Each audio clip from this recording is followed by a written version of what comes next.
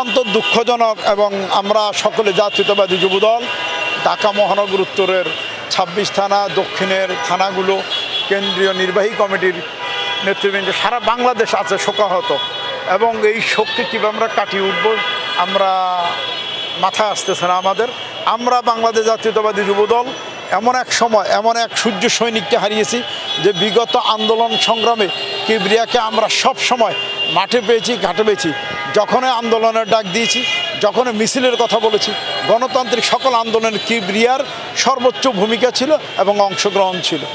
বিগত আমরা কিছুদিন থেকে দেখতেছি যে ফ্যাসিস্ট যেভাবে তার লোকজন তার গুন্ডা পান্ডারা যেভাবে মুভমেন্ট করতেছে তাতে মনে হচ্ছে যে বাংলাদেশের গণতন্ত্রকে বাংলাদেশের অগ্রযাত্রাকে তারা ঠেকিয়ে দেওয়ার জন্য চেষ্টা করতেছে। সেই লক্ষ্যে আমার মনে হচ্ছে যে কিবরিয়া তারই সেই কুচক্রী মহলদের ইয়েতে পড়ে গেল কিনা আমরা সেই চিন্তাই করতেছি। রাজনীতির প্রতিহিংসার কারণে কি তার প্রাণ হারালো?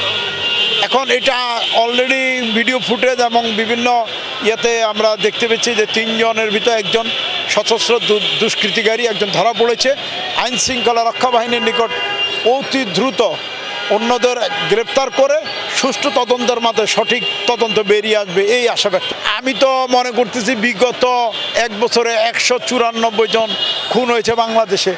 আমি বলবো যে ইউনূস সরকার কতটুকু যে প্রমাণ করতে পেরেছে যে আইন শৃঙ্খলা রক্ষার্থে আইন শৃঙ্খলা বাহিনীকে সে কীভাবে ভালো প্রয়োগ করতে পারতেছে কিনা তার জন্য আমরা নিজেরাই এখন শঙ্কিত এবং চিন্তিত। কিবরিয়া একটা ভালো লোক এবং উনি একজন পরিচ্ছন্ন রাজনীতিবিদ। উনি ছাত্রদল থেকে যুবদল এসেছে।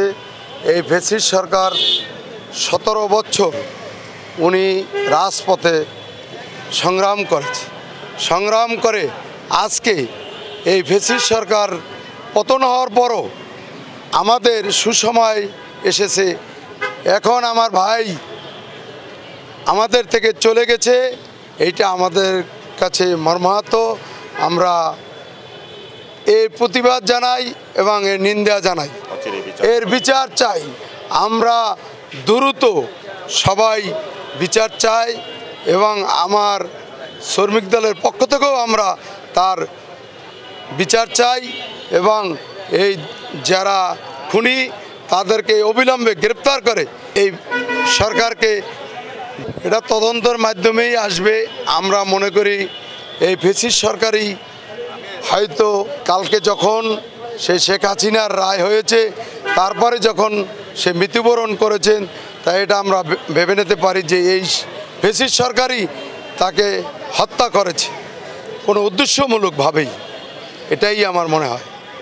আতঙ্ক সৃষ্টি করতেছে বিভিন্ন জায়গায় হত্যা আগুন সন্ত্রাস করে, বিভিন্ন জায়গায় আগুন জ্বালাও পোড়াও, এই ফ্যাসিস্ট সরকার জ্বালাও পোড়াও করে এই দেশকে একটা অস্থিতিশীল করতে চাচ্ছে।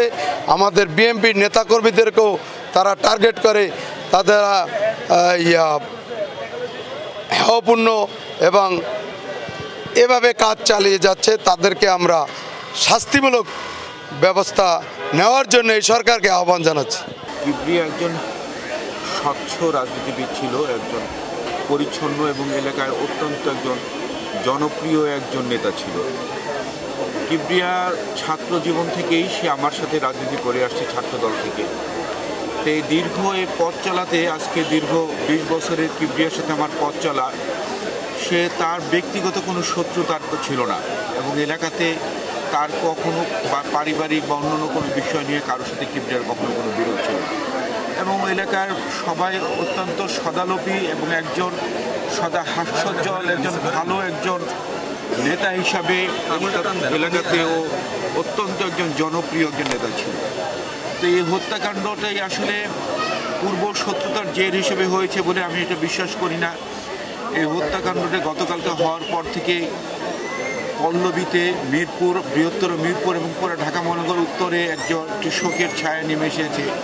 কারণ কিবরিয়া শুধু পল্লবীর একজন নেতা ছিল না, যুবদল ঢাকা মহানগর উত্তরেরও অত্যন্ত একজন জনপ্রিয় নেতা ছিল। গতকালকে একজন যে কিলিং মিশনে অংশগ্রহণ করেছে, গতকালকে তাকে একজন স্থানীয় জনতারা তাকে হাতে নাতে গ্রেফতার করেছে।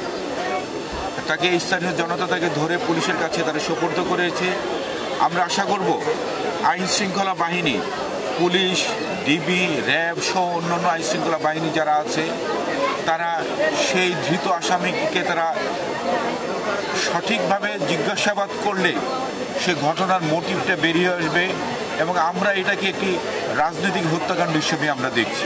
রাজনৈতিক হত্যাকাণ্ডটা এই জন্যই বলছি, রাজনৈতিক হত্যাকাণ্ড যেহেতু কিবরিয়া আমাদের যুবদলের পল্লবীর সদস্য সচিব এবং অত্যন্ত জনপ্রিয় একজন নেতা, অবশ্যই রাজনৈতিক হত্যাকাণ্ড এই জন্য বলছি, সেটা অবশ্যই গত কয়েকদিন ধরে আমরা দেখতে পাচ্ছি দেশকে অস্থিতিশীল করার জন্য নিষিদ্ধ আওয়ামী লীগ, ছাত্রলীগ, যুবলীগের নেতারা তারা দেশকে তারা একটা কিলিং মিশনে নেমেছে এবং তারা বিভিন্ন ধরনের অস্থিতিশীল পরিবেশ তৈরি করার জন্য তারা বিভিন্ন ঘটনা ঘটিয়েছে।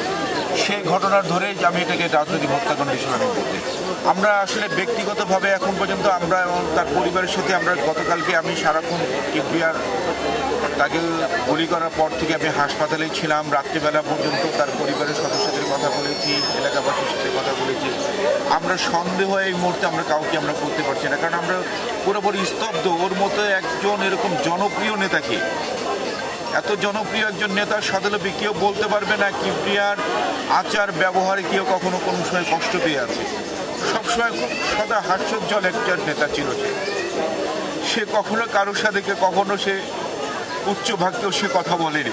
তার আচার ব্যবহার সবসময় হিসেবে অত্যন্ত খুব জনপ্রিয় একজন নেতা ছিল। আমরা আসলে বিষয়টার সুষ্ঠু তদন্ত না হওয়া পর্যন্ত আমরা এখনো কাউকে সন্দেহ করতে পারছি না।